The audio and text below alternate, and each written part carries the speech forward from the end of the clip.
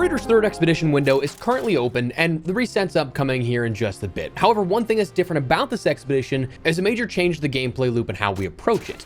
I'd say for the better, but there's one major caveat associated with it. Today I want to take some time to casually discuss the changes that we've recently seen at hand of the expedition, and hopefully how it can be a positive driving factor going into the future. Drop your thoughts as we go along, drop a like if you enjoy the video, make sure to subscribe to stay updated with all things Arc Raiders and even more FPS content. I'd love to have it in the community, but for now, let's get into it. So first, let's take a quick trip down memory lane of the expeditions and what we've seen progressively so far. Initially speaking, Expedition 1 saw players required to get 5 million coins or stash combined in value to end up getting 5 skill points. This was something that was announced about 2 weeks before the reset, so players had roughly 2 weeks to end up getting that amount of value. For a lot of players, that was something that was a bit too far. It might have been an overreach and overstep in terms of how much we should have seen coming. Expedition 2 changed that a little bit, where while it was still the same criteria to end up getting your skill points rewarded on the other side of the expedition, we ended up seeing 2 major changes to how we approach that. Number 1, it was only 3 million versus 5 million in combined coin and stash value, and it was also announced a little earlier, about a month before the reset and about 3 weeks before the expedition window opened up. So more time effectively to end up going for that coin and stash value, while also having more advanced notice that you could go at a more leisurely pace by comparison. This also introduced a catch-up mechanic that would allow players that did complete the first expedition but didn't get all of the rewards the ability to make up some of those with extra additional cash going towards that, upwards of 1.5 million in catch-up cash value, 300,000 per skill point. Now, Expedition 3 that we're currently in has changed things a little bit fundamentally. While it's not something like a timing change or a quantity change, fundamentally, we are now tasked with dealing damage for those 5 skill points that we have. Damage dealt is the driving factor. This was announced just short of a month from the reset, less if you consider the window was extended. So on one hand, this was a great change. It allows players to lose out on that gear fear, hoarding your best stuff in your inventory in hopes that you don't lose it. That doesn't matter anymore. You can end up using your best weapons, those legendary energy weapons, your hull crackers, all your ammo, all your deadlines, wolf packs, and so on, instead of hoarding it all. It's an incentivized fire sale, getting rid of any and everything you have in hopes of making a larger impact on the game and getting those skill points. To me and many others, it's just a more engaging way to end up getting players to partake in the final days of the dubbed season. One nice thing too is that it's more so front-loaded than anything else. You can end up getting 4 skill points in the first 50,000 damage out of the 100,000 you have to do, so that you can only do essentially half of the challenge but get over half of the rewards. Now, of course, the challenge itself isn't too terrible over the course of 13 days that we had for the entire window, but it is something that for some players in that initial 5-day window before extension, it was something that could have been a little bit of a grind or something that they may have missed out on. So of course, that then does allow that catch-up mechanic to still return this time around.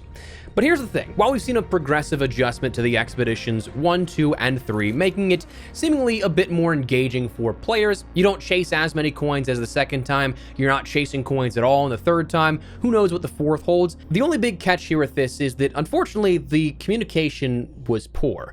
And that's kind of something we've seen the last couple of expeditions here. Initially it was 5 million in under 2 weeks. That was a massive undertaking for Expedition 1, especially if players didn't have a ton of time to play. Like more casual style players likely missed out on quite a bit of skill points and likely didn't come close to the max. Expedition 2 was at least a little better, and there was a month of preparation and a lessened amount required to maximize the yield, so that was definitely a step in the right direction. But Expedition 3's requirements when they were revealed was 5 to 6 weeks into the current season, so players were likely operating under the assumption that coins and stash value would still be the same thing moving forward as the main requirement and way to end up getting the skill points in the current expedition. While there was mention in an interview that stash and coin value was basically all they had time to craft for the game's launch and it wasn't their intended design forever, they had mentioned it publicly, but unless you're a hardcore fan into the game and follow content coverage or look for interviews, you likely wouldn't have seen that if you're just an everyday player.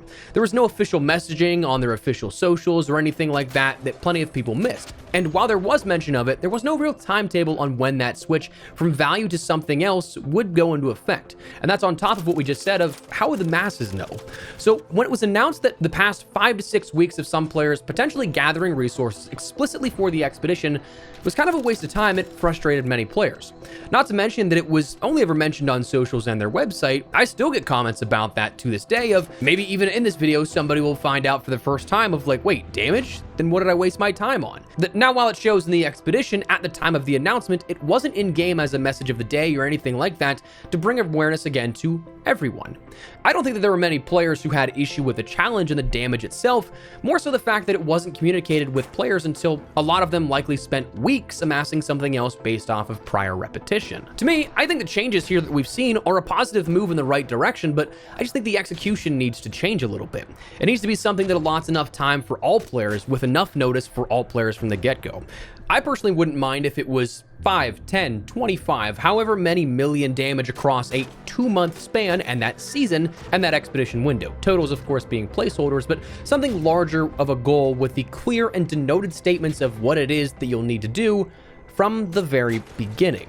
Like your expedition project, you go through everything you need to with the phases of building your caravan, but then when you get to the final page where you're just waiting for the departure window to open up and accept the expedition departure, instead of that being basically a blank page, what if it told you exactly what you need so that whether you get there from day 1 or day 45, you know exactly what you can do and should have been working on for a long while. And here's the thing, it's not even like it needs to be a season-long challenge like we just mentioned of 5, 10, whatever, however many million of damage versus like the 100,000 we had for initially 5 days turned into 13 days. It could just be something that it lets you know that that is what's going to be upcoming, because I understand why they wanted to do this expedition change, why they made it something damage based in a window of time, is to try and get players back onto it, extend that playtime a little bit, and make it more engaging so that you don't do everything right up front and then just feel like you're waiting around for the next expedition and reset there to do everything over again. That adds more of a reason to play, so it doesn't even have to be like you need to do it across the entire season, but just rather let people know that this is what they're going to be getting into. I just think that clarity up front is something that helps to alleviate and iron out some of that rough patch with the perception of the expeditions.